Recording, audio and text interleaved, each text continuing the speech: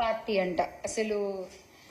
అంటే ఇంకా మరి సినిమాల్లోంచి వచ్చిన వాళ్ళు రాజకీయాల్లోకి రాకూడదా ఏంటి? నాకు అర్థం కాదు, చెప్పండి. సినిమాల్లో వర్క్ చేసిన వాళ్ళు, ఇండస్ట్రీలో వర్క్ చేసిన వాళ్ళు రాజకీయాల్లోకి రాకూడదా? ఒక చిన్న సందేహం అండి, ఏమనుకోవద్దు. తెలుగుదేశం పార్టీని స్థాపించిన గౌరవనీయులు స్వర్గీయ ఎన్టీ రామారావు గారు, ఆయన ఎవరండి? ఆయన ఇండస్ట్రీ పర్సనేగా, ఆయన ఒక నటుడేగా. ముందు ప్రజారాజ్యాన్ని స్థాపించిన చిరంజీవి గారు, ఆయన ఎవరండి? ఆయన ఒక నటుడే కదా. ఎందుకు ఇప్పటి మన డిప్యూటీ సీఎం గారు పవన్ కళ్యాణ్ గారు, ఆయన ఎవరు? ఆయన నటుడే కదా. అంటే అబ్బాయిలు వస్తే పర్వాలేదు, అబ్బాయిలు వస్తే సూపరు, అమ్మాయిలు వస్తే మాత్రం అంతకుముందు వాళ్ళు చేసిన ఇలా పోస్ట్ చేసేసి మీకు నచ్చినటువంటి టెక్స్టులు రాసేసి క్యాప్షన్లు పెట్టేసి ఇలా చేస్తారా మీరు? ఇది ఎంతవరకు కరెక్ట్ అండి? బాలకృష్ణ గారు, ఆయన కూడా ఒక నటుడే కదా. ఇప్పుడు బాలకృష్ణ గారు వాళ్ళ అబ్బాయి కూడా కొత్తగా మోక్షజ్ఞ గారు కూడా ఒక మూవీ చేస్తున్నారు. ఏమో ఇప్పుడు అంటే ఇప్పుడు ఆయన సినిమాల్లో ఆయన వాళ్ళు ఉన్నారు కాబట్టి అబ్బాయిలు వాళ్ళందరూ గొప్పోళ్ళు. ఇప్పుడు రేపు పొద్దున్న మోక్షజ్ఞ గారి సినిమాల్లో పక్కన ఏ హీరోయిన్ చేసినా, వాళ్ళు ఏ పాటలు చేసి డాన్సులు చేసినా, అంటే హీరోయిన్ మరి పెడతారో పెట్టరో, మరి అమ్మాయిలు ఇలా ఇలా డాన్సులు చేయకూడదు కదా. ఏంటండి అసలు? మీ పార్టీలోనే ఇంతకు ముందు జయసుధ గారు ఉన్నారు, జయప్రద గారు ఉన్నారు, కవిత గారు ఉన్నారు. అంటే వీళ్ళందరి వ్యక్తిత్వాల గురించి మీరేం చెప్పాలనుకుంటున్నారు? ఓహోహో, వాళ్ళు మీ పార్టీ వాళ్ళు కదా. Okay okay okay. సో మీ పార్టీలో ఉంటే ఓకే. మహిళలు, ఇండస్ట్రీ నుంచి వచ్చిన వాళ్ళు మీకు నచ్చని మీ వ్యతిరేక పార్టీలో ఉంటే మాత్రం వాళ్ళకి వ్యక్తిత్వాలు ఉండవు. వాళ్ళ వ్యక్తిత్వాల గురించి మనం ఏదైనా మాట్లాడేస్తాం, వాళ్ళ మీద మనం ఎంత భాండాలైనా వేసేస్తాము, ఎంతైనా ట్రోల్ చేసేస్తాం. అంతేనా? అంతేనా మీరు చెప్పదలుచుకున్నది? చూడండి ఆ ట్రోల్స్ అసలు ఎక్కడెక్కడ వెతికి ఆగు నైట్.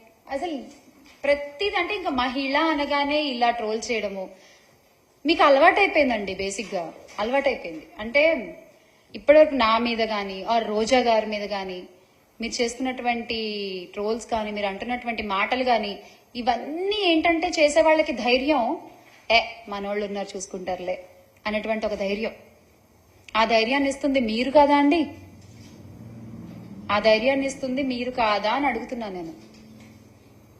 ఇలా ట్రోల్స్ చేసే వాళ్ళకైనా, ఇలా సైబర్ క్రైమ్లు చేసే వాళ్ళకైనా, లేదా మహిళల మీద, బాలికల మీద, చిన్నారుల మీద ఇలా అత్యాచారాలు, అఘాయిత్యాలు చేసే వాళ్ళకైనా, హత్యలు చేసే వాళ్ళకైనా ధైర్యాలు ఇస్తోంది మీరు కాదా?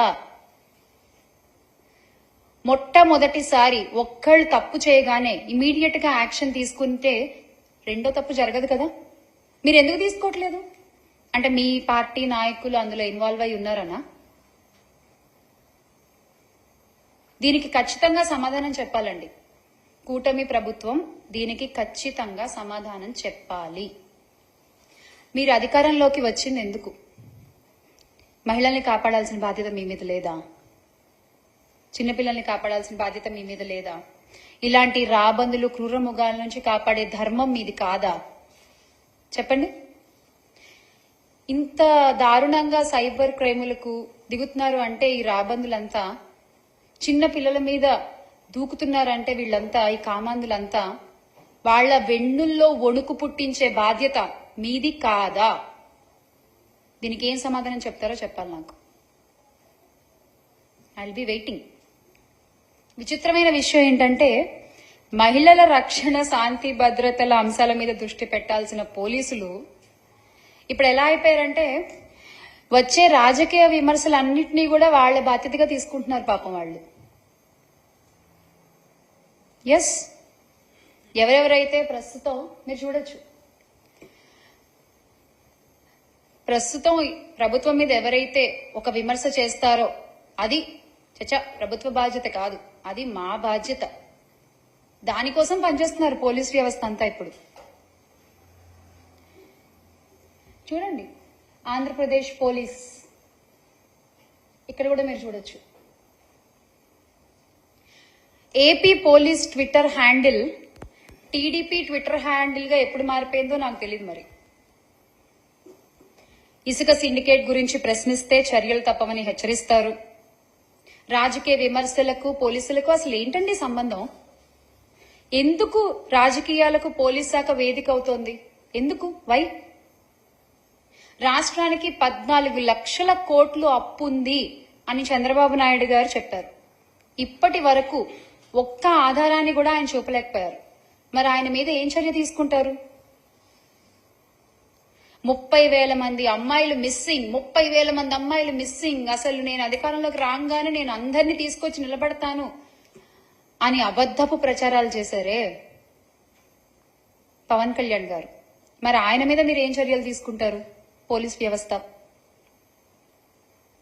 మొన్నటికి మొన్న కల్తీ నెయ్యి కలిసింది అని చెప్పి తిరుమల లడ్డు విషయంలో మొత్తం దేశం అంతా కూడా ఉలిక్కి పడింది ఒకసారి మీరు చేసిన వ్యాఖ్యలకి.